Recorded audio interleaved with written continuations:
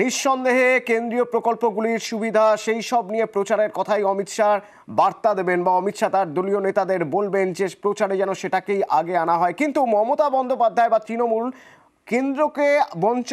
কেন্দ্রের বিরুদ্ধে বঞ্চনার অভিযোগ নিয়ে প্রচারে আগেই নেমে পড়েছেন। যেমন মমতা বন্দ্যোপাধ্যায় গতকাল পূর্ব মেদিনীপুর থেকে আক্রমণ করলেন কেন্দ্রকে, ফের একবার বঞ্চনার অভিযোগ করলেন।